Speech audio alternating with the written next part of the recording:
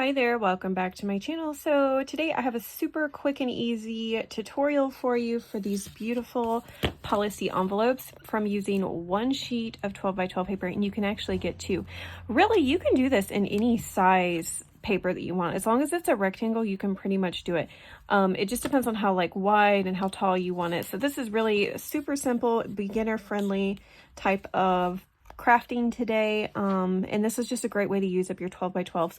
So I liked the idea because this would be super cute for sending mail, pictures. The envelope measures 5 by 6 inches. And yeah, I think it's a great way to, for mail. The other idea too, there's a couple things you could do with this. I like the idea of being able to put it in a journal. You can actually glue 3 sides and then have a top pocket and then open it up and you've got the envelope. Or you could have this part where it's like a fold down writing spot and it closes like this. And then instead of gluing the sides on here, you could just have this part open without gluing it. And then it could just fold down and you have all the writing space. And I'll show you that a little bit more later. But yeah, inside mine, I just tucked some different ephemera pieces and some journaling cards. And you can use directional paper. As you can see, I did use directional. The outside, of course, is non-directional, but the inside, as you can see, is directional. So I wouldn't have the directional pattern on the outside of the envelope just because some of it would be flipped upside down. It would look silly. So yeah, you can use it as long as one side is non-directional. And most papers are like that. Most papers they put out are one side directional, the other side non-directional. Okay, so I just decided to tuck these in here because I felt like they went with the colors and the kind of the theme I have going for this envelope. And yeah, if you want to craft this with me, like I said, I think this one took me like 10 minutes to put together. So hopefully if we have 0 problems, it should be that quick. About 10 minutes to make one. You could probably even make 2 in 10 minutes. Since you're doing the same thing for both. So what you need to do is grab your 12 by 12. I already have the other piece from this one, so you can get 2 envelopes from one 12 by 12 simply by cutting your 12 by 12 in half at 6 inches. So 6 by 12 and 6 by 12 is what you need for your things. So now I'm just going to show you how to score it. The scoring is super simple and easy. Like I said, you would have to adjust these measurements for whatever size paper you are going to use. So I basically we're gonna score this one at 5 inches and 10 inches. So it would depend on how big you want your flap at the top, and then of course how big you want your pockets. So like you want to just decide on how tall you want it, and then double that. So let's say this was a I don't even know, let's just say this was a 4 by 10, and you wanted to do you wanted like a 2 inch, so just subtract the 2 inches. So that would give you 6. That would mean that you could do 3 by, I don't even remember what size I said, 3 by 5. But basically, decide your flap and then divide whatever's left by 2. And that's how you can figure it out. So yeah, I wanted a 2 inch flap. So I did it at 10 inches and then 5 inches. Okay. So if you're using a 6 by 12, score it at 5 inches and 10 inches. I hope that made sense. I feel like in my mind, the math is working, but whenever I'm saying it out loud, it may not be working. I have no idea. Anyways, so that's scored. So we can put the scoreboard to the side. All right. And we can go ahead. And like I said, I wanted this on the outside because of the directional paper on the inside. So I'm just going to go ahead and fold that up and then go ahead and fold the flap down. Okay, and I want to round my edges. Okay, let's move those pieces out of the way. And now you can ink the edges if you want. I just kind of wanted mine a little bit distressed because of the ephemera pieces that I wanted to use. I felt like they looked a little bit more, I don't know, it's hard to say. I want to say they look a little bit more vintage, but I guess they're not truly vintage because they have glitter all over them. But these cut-aparts that I'm using came from Little Birdie Crafts years ago. When I first started paper crafting, I got these. And I think those tiny flowers actually came from Little Birdie Crafts too, back whenever I first started paper crafting. I haven't ordered from them in so long. I don't even know if they still you know, I guess they're still in business.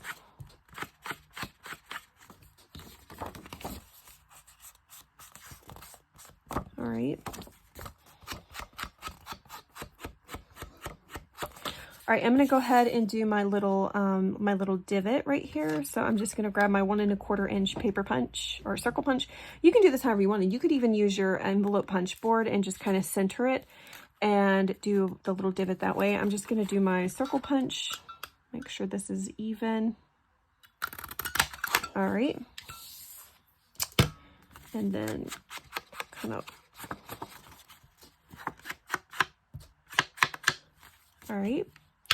So there's that. And so far this is what it looks like. So what I was saying is if you did not want to close this piece up, you can just kind of keep it folded down. You could add like a journaling space right here or right here. You could even put some paper down here and just sew it into the spine, not the spine, but you know, the seam right here. And then you could have some journaling pages. There's so much you could do. You could do a pocket inside of here. So this really is like a super versatile craft. But like I said, I'm just going to make mine into little policy envelopes, which you could still like have the policy envelope closure even with the journaling spot. And I think that would be super cool. But for now, just for sake of continuity, I'm going to do what I did already. I'm just pulling out my scrap bag right now so that I can grab out some scraps to make a hinge, because I kind of want to be able to, my pocket to be able to open a little bit deeper. I don't want to use that. That's like a sparkly. I'm like all out of all my solid pieces in here. You know what? I have some black strips that would be fine. Yeah, let's just use the black strips. So I never know what to do with these anyways. All right, so now I am going to need my guillotine cutter. I should have had these pieces cut down already because it really doesn't matter. So since my envelope is going to be 5 inches tall, I'm just going to cut these down to 5 inches. Honestly, the width of these do not really matter. But if you're just curious, these are 1 1/4 inch wide.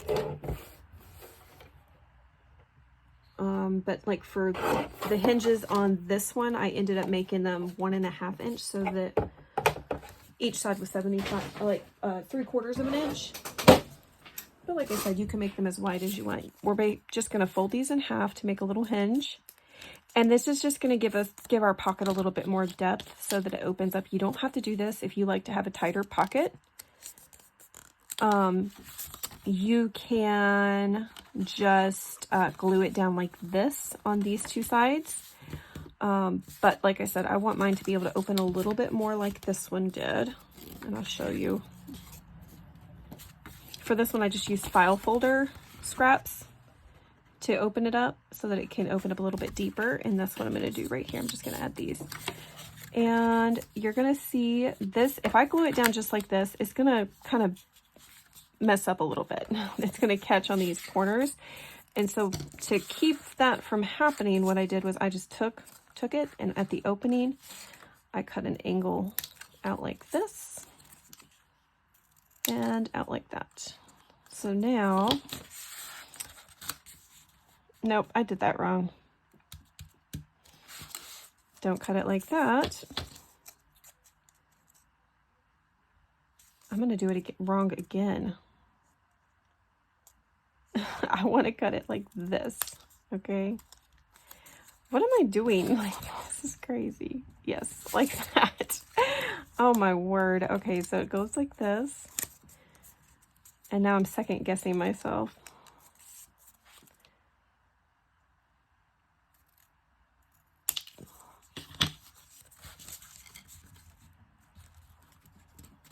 I have no idea if I just did that right.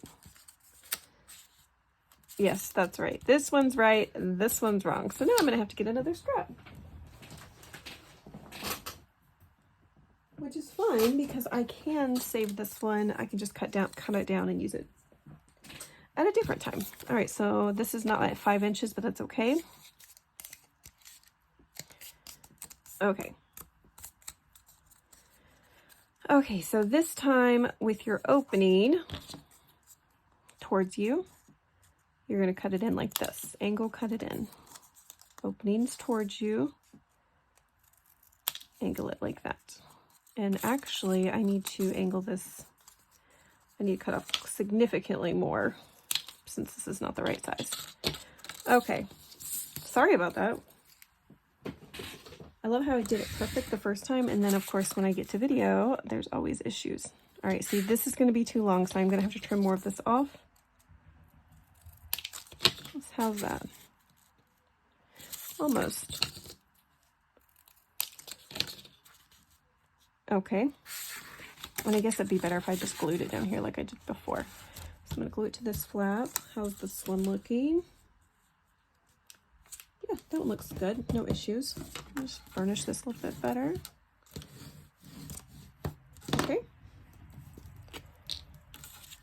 And now, oh, before I glue that down, we don't want to glue that down yet. Let's go ahead and do our little holes for this. Okay, so I'm going to use my 1-inch punch, and I just have this scrap in my little scrap bin that's on my desk, and I thought the colors went pretty good with this, so I'm just going to punch out 2 of these. Okay, and I like to layer these up on a little bit of a thicker piece of cardstock, so like 110 pound, or you could just use like a little thin piece of chipboard, or just a thicker piece of cardstock in your stash, because I like it to have a little bit of dimension and sturdiness since you are wrapping string around it. Let me see if I've got another scrap just laying on my desk that I can use.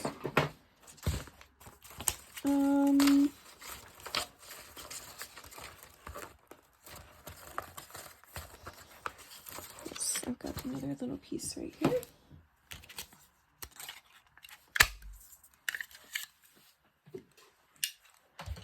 All right, now let's glue these circles together.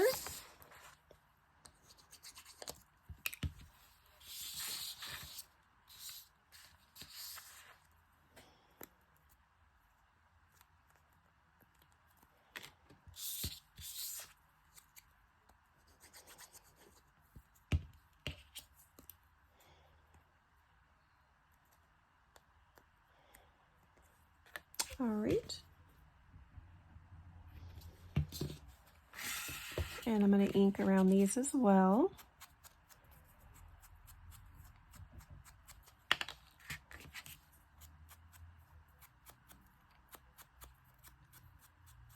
I love doing these one sheet wonder projects because they've really forced me to use scraps that are just in my little scrap bin, because obviously I don't have a collection I'm working with, so I have to just kind of pull things in that match, and I don't want to start a fresh collection or a fresh piece of 12 by 12 or anything to try to finish what I'm working with. It's been great to use up some scraps. Okay, so now I do have my my We Are Memory Keepers eyelet setter, the large one, the Big Bite eyelet setter, just because I have to go so deep into this, and I don't have, the other one will not reach, so I do have to use this. You can use any kind of eyelet setter. You don't have to use this one. I will link this one down below if you're interested in that and you don't have it, but totally up to you. Just how much you think you would use this or do this project is kind of depending on whether or not you would want to buy it. All right, so the 1/8 inch. So I'm going to go ahead and just hole punch this in the middle.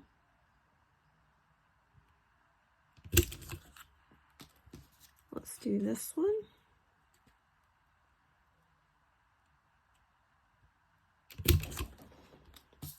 All right, and this one, I'm going to just kind of make sure I get the center of it.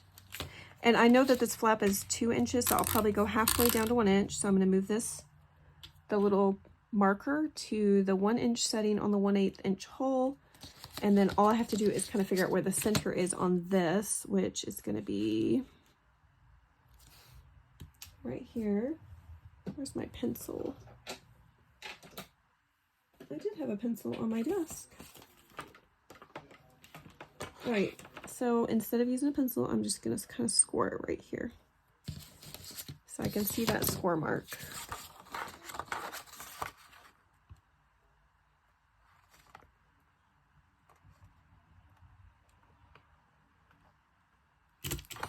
right, so that's good. Now I'm going to grab out my eyelet that I'm going to use.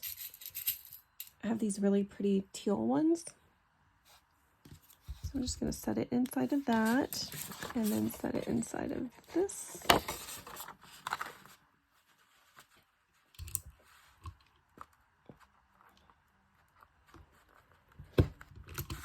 All right, so that's good. All right, so now I'm going to do this flap right here and just kind of determine where I want. You know what, why not just use this? And this one, how far down you want it, just completely up to you. I'm going to put it right here.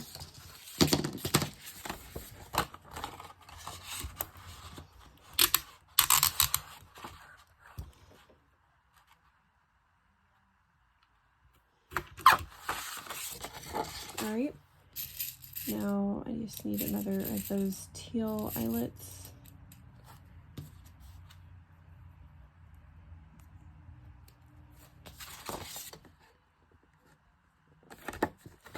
Okay.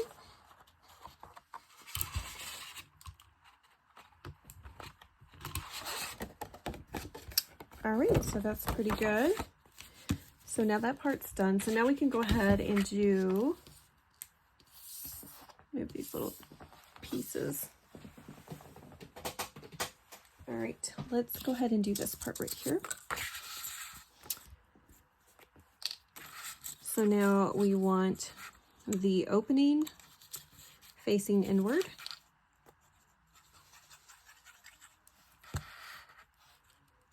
And go close to the edge, but not completely to the edge. Like you don't want it overhanging by accident. And let's open it up and just kind of go over it with our bone folder. All right, and the other side.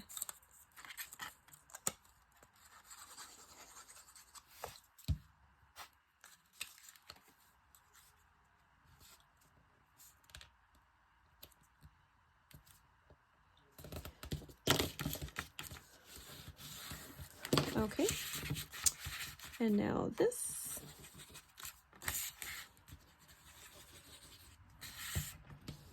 Let's fold this down.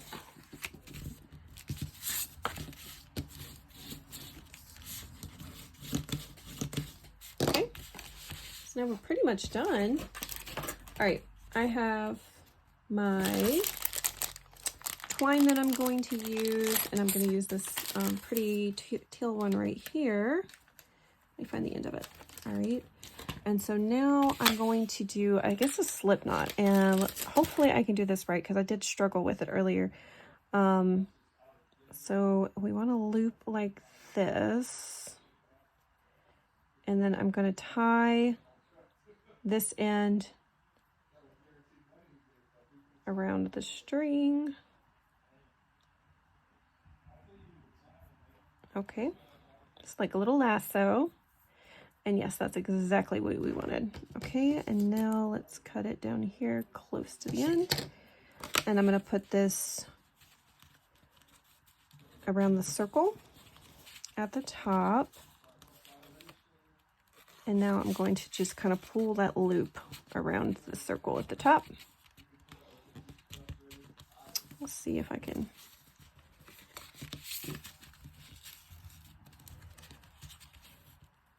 And as I go around it, it just tightens, okay? So now that's good. So now I'm gonna just see how I want to, how long I wanna make it. I like to go around it 3 times. Okay, there we go. And that's our closure. And then it's so easy and so quick to do, and it's so cute. All right, and so now we can just decorate it however you want it, whatever colors you want to do. I wish that was shorter. I feel like that's way too tall, and that one's way too tall. I might have to go with, oh, I like the seashell.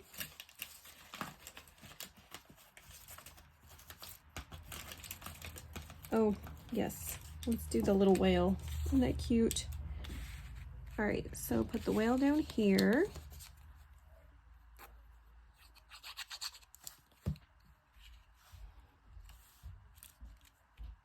Yep, that's adorable. This one's gonna go up here.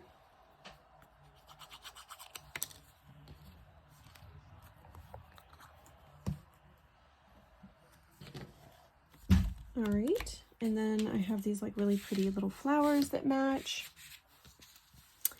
And let's see, let's put one up here by this. Okay. And do I want any, I don't know where to put these with him.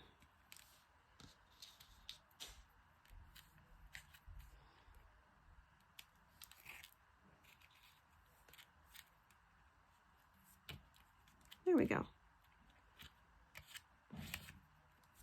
Okay, so yeah, I'm gonna call that done. All I need to do is just put some things inside the envelope and that is complete. So I hope you guys enjoyed this just little tutorial, something super quick and easy, and it looks beautiful. So I hope you guys like it.